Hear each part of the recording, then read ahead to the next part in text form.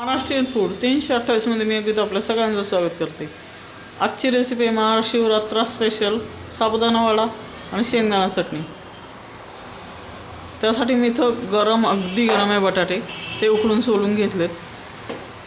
त्याची वाफसुद्धा गेलेली नाही आहे। 3 ते 4 तास भिजवलेला साबुदाणा पूर्ण व्यवस्थित भिजला तर वडे खूप छान होतात। त्याच्यानंतर शेंगदाण्याचा जाडसर थोडासा कूट करून घेतला आहे। त्यानंतर हिरव्या मिरचीचा ठेचा घेतला आहे। हिरव्या मिरचीचा ठेचा घेतला आहे।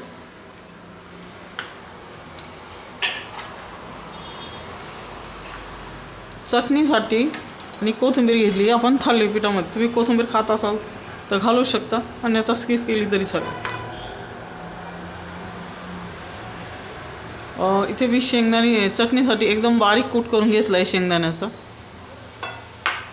शेंगदाण्याचा एक जाडसर कूट आहे, जो आपल्याला थालीपीठ साबुदाणा वड्यात टाकायचा आहे आणि जो बारीक आहे तो त्याची चटणी बनवायची आहे। त्यासाठी कूट कोरडा करून घेतला आहे। चटणी आपण नंतर बघूया, आधी आपण साबुदाणा वडा बघूया। यात आपण साबुदाणा घालून घेऊया।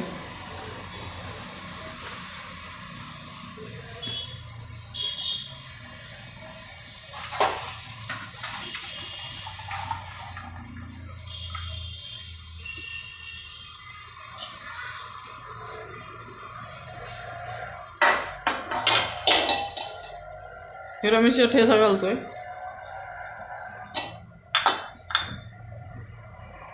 आणि मीठ।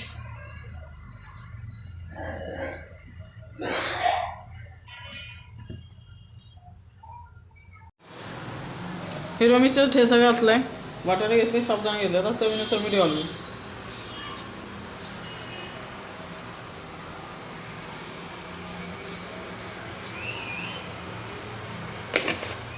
बटाटे गरम आहे त्यामुळे मी याच्याने मॅश करते, किंवा दोन्ही एकजीव होणं गरजेचं आहे। गरम बटाटे असतानाच घाला, कारण दोन्ही एकजीव होतात।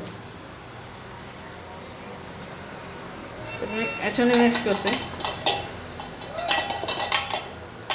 हाताला चटके बसू शकतात म्हणून मी ग्लासाचा वापर करते। तुमच्याकडे मॅशर असेल तर मॅशरचा वापर करू शकता। मीठ, मिरची, हिरव्या मिरचीचा ठेचा, बटाटे आणि साबुदाणा पूर्ण भिजलेला असलाच पाहिजे, तरच ते वडे बरोबर होतात।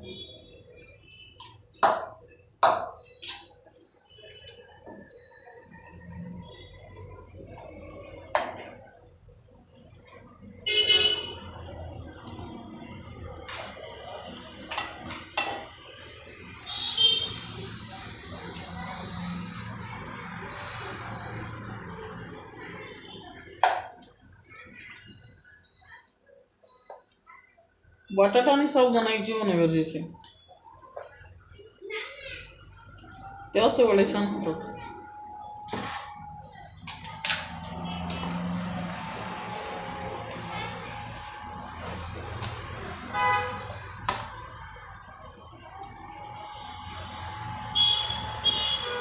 साधारण अर्धा किलो साबुदाणा असेल तर पावशेर बटाटे घाला, किंवा एक साधारण छोट्या आकाराचे 2 ते 3 बटाटे चालतील अर्धा किलो साबुदाण्याला। बटाटे जास्त नाही घातले तरी चालेल, कारण त्याचे पाणी जास्त सुटतं। मग अशा पद्धतीने आपण एकजीव करतो।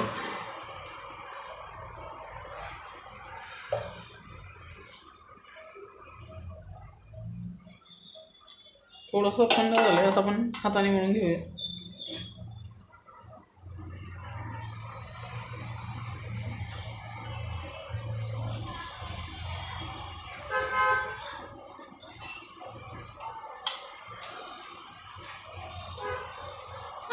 थोडं कोमट झालं की हाताने लगेच बनवून घ्या।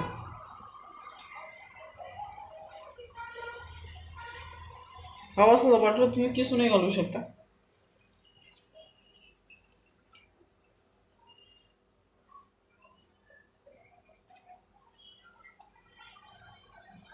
बटाटे थंड झाल्यावर एकजीव होत नाही।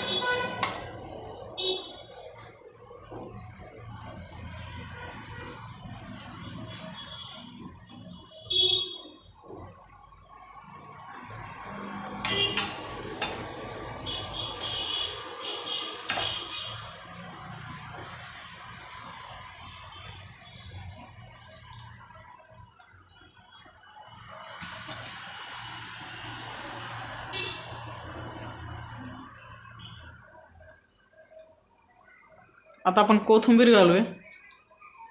तुम्ही कोथिंबीर खात असाल तर खाला, अन्यथा नाही घातली तरी चालेल, पण मी कोथिंबीर घालते.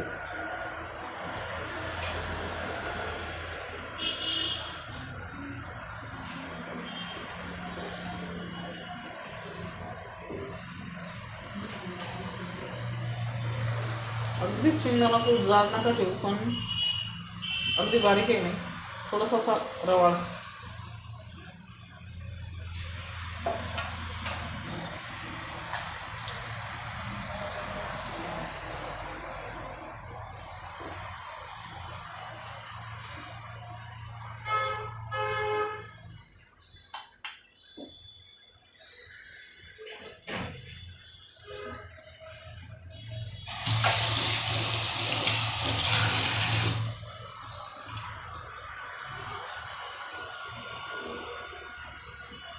हे पूर्ण पीठ मळून घेऊया आपण. बघू शकता इथं असं अशा प्रकारे आपलं साबुदाणा वड्याचं मिश्रण तयार आहे. याचे आपण वडे बनवून घेऊया. ह्या मिश्रणामध्ये आपण साधारण असे गोळे करून घेणार आहोत. नंतर ते चपटे बनवायचे जेव्हा आपण तळू. तुम्ही बघू शकता इथं असे गोल गोळे करून घ्यायचे आणि नंतर तो असा चपटा बनवायचा असतो. अशा पद्धतीने वडे बनवायचे. तर आधी मी गोल गोळे करून घेते, नंतर आपण तळताना थापूस. इथे मी सुक्या लाल मिरच्या घेतल्या, मीठ घातलं आहे, 2 चमचे साखर घातली आहे आणि दही घातलं आहे. 1 ते 1.5 पळी दही घ्या किंवा अर्धी वाटी दही घेतलं तरी चालेल. ही वड्यांच्या सोबत जी चटणी असते खायला, आपण ही ती बनवणार आहोत. तर आधी दही, साखर, मीठ, सुक्या लाल मिरच्या आणि कलरच्या मिरच्या हे सगळं एकत्रित दळून घ्यायचे.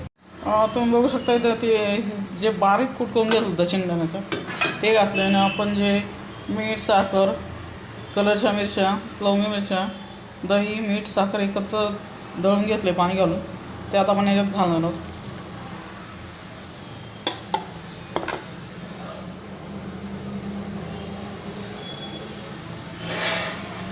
अशा पद्धतीने आपली चटणी तयार आहे.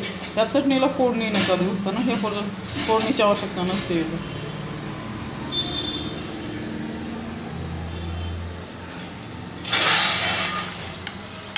ही थोडी पातळच ठेवा, कारण आपल्याला वड्यांबरोबर खायची. अशा पद्धतीने आपली गोड, तिखट, आंबट अशी चटणी तयार आहे.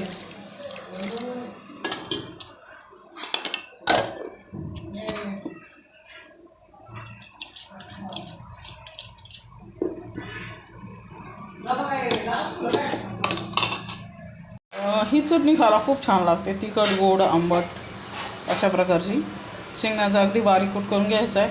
मिक्सरला दही काढायचं, मीठ, साखर, मीठ हे सगळे एकत्र जाऊन हवा असेल तुम्ही जिरे आणि कोथिंबीर घालू शकता. मी इथे नाही घालत. अशी सुंदर चटणी एकदा तरी तुम्ही बनवून बघा आणि वड्यांसोबत खाऊन बघा. आपण आता वडे तळून घेऊया. तुम्ही बघू शकता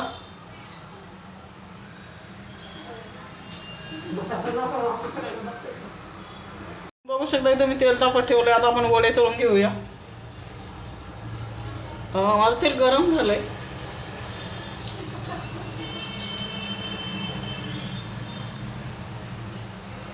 आपण जी चटणी बनवली ती जास्त वेळ ठेवू नका. जेव्हा खायची आहे आपल्याला किंवा जेव्हा वडे तळाल तेव्हाच काय फार तर ती अर्धा तास ठेवा, जास्त वेळ ठेवू नका.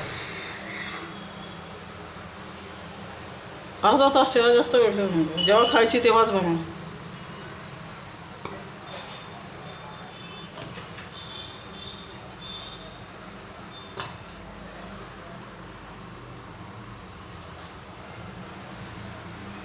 आता साधारण हे गोल अशा पद्धतीने किंवा हातावर चपटे बनवायचे.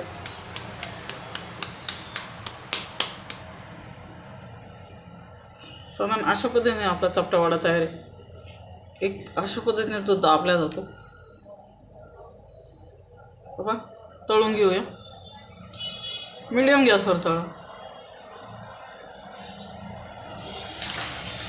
लक्षात ठेवा चटणी फक्त अर्धा तास आधी किंवा अर्धा तासापेक्षा जास्त नका ठेवू.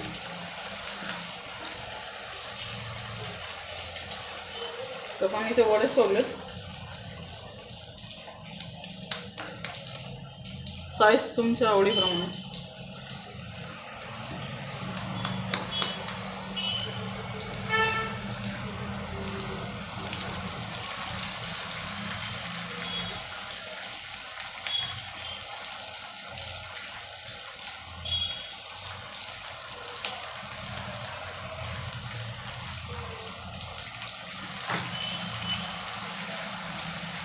थोडेसे आल्लाद. बटाटा आणि साबुदाणा जर एक जीव झाला तर वडा फुटत नाही, किंवा साबुदाणा व्यवस्थित भिजला तर वडा अजिबातच फुटत नाही. साधारण 5 मिनिट मीडियम गॅसवर तळायचे.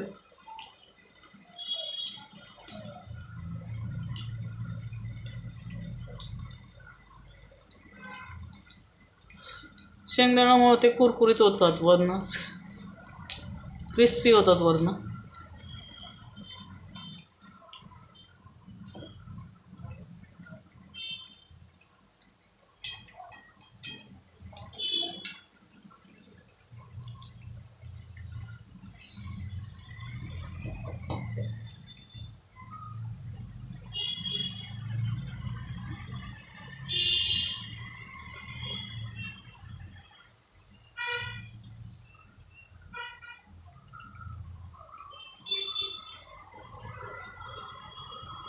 मीडियम गॅसवर का.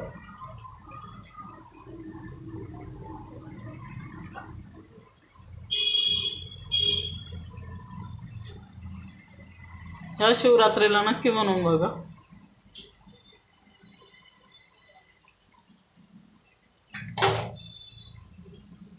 मीडियम गॅसमुळे म्हणजे आतमध्ये पूर्ण थालीपीठ पूर्ण छान फुगतं.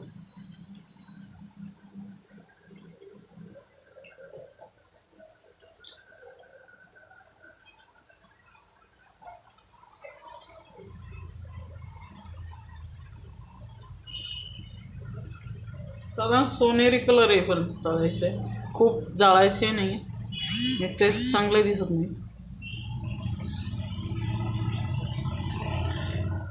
शक्यतोचे बुडबुडे जेव्हा थोडे कमी होतील तेल आपले, त्यावेळेस ते काढायचे. साधारण 5 ते 7 मिनटं लागले एका बॅचला.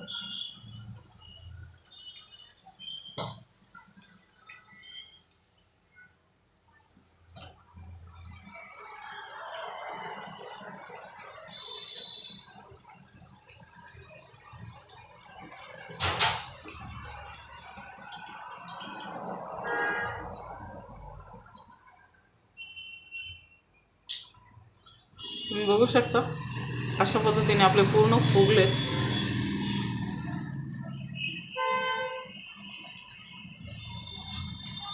अशा पद्धतीने पूर्ण फुगलेत. मी उरलेले तळून घेते. तुम्ही बघू शकता इथे साबुदाणा वडा आणि आपली आंबट गोड तिखट दही टाकून शेंगदाण्याची चटणी तयार आहे. तुम्हाला हा व्हिडिओ आवडला तर लाईक करा, शेअर करा, चॅनलला सबस्क्राईब करा. भेटूया पुढच्या व्हिडिओमध्ये. आणि महाशिवरात्रीला एकदा हा नक्की बनवून बघा. थँक्यू.